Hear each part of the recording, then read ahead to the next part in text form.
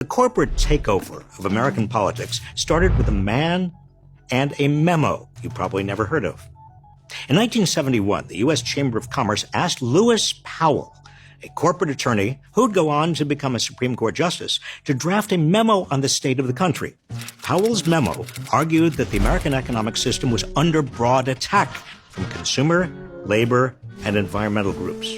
In reality, these groups were doing nothing more than enforcing the implicit social contract that had emerged at the end of the Second World War. They wanted to ensure corporations were responsive to all their stakeholders, workers, consumers, and the environment, not just their shareholders. Powell and the Chamber saw it differently.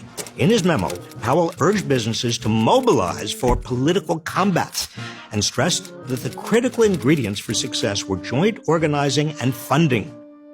The Chamber distributed the memo to leading CEOs in large businesses and trade associations, hoping to persuade them that big business could dominate American politics in ways not seen since the Gilded Age. And it worked. The Chamber's call for a business crusade birthed a new corporate political industry. Practically overnight, tens of thousands of corporate lobbyists and political operatives descended on Washington and state capitals across the country. I should know. I saw it happen with my own eyes. I worked at the Federal Trade Commission.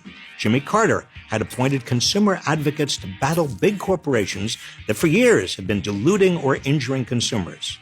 Yet almost everything we initiated at the FTC was met by unexpectedly fierce political resistance from Congress. At one point, when we began examining advertising directed at children, Congress stopped funding the agency altogether. I was dumbfounded. What had happened? In 3 words, the Powell Memo. Lobbyists and their allies in Congress, and eventually the Reagan administration, worked to defang agencies like the FTC and to staff them with officials who would overlook corporate misbehavior. Their influence led the FTC to stop seriously enforcing antitrust laws, among other things, allowing massive corporations to merge and concentrate their power even further. Washington was transformed from a sleepy government town into a glittering center of corporate America, replete with elegant office buildings, fancy restaurants, and 5-star hotels.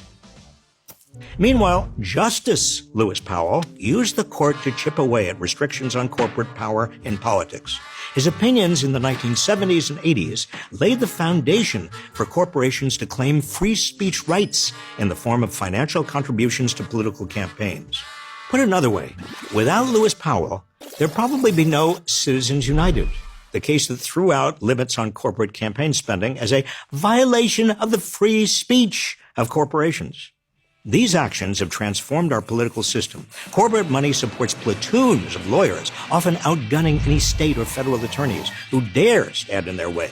Lobbying has become a $3.7 billion industry.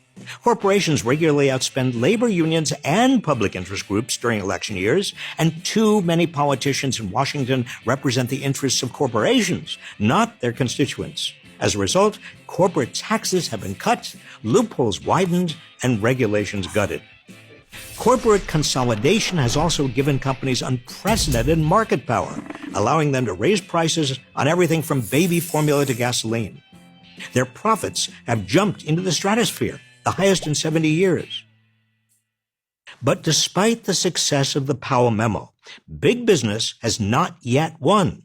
The people are beginning to fight back. First, antitrust is making a comeback. Both at the Federal Trade Commission and the Justice Department, we're seeing a new willingness to take on corporate power. Second, working people are standing up. Across the country, workers are unionizing at a faster rate than we've seen in decades, including at some of the biggest corporations in the world. And they're winning. Third, campaign finance reform is within reach. Millions of Americans are intent on limiting corporate money in politics, and politicians are starting to listen. All of these tell me that now is our best opportunity in decades to take on corporate power at the ballot box, in the workplace, and in Washington. Let's get it done.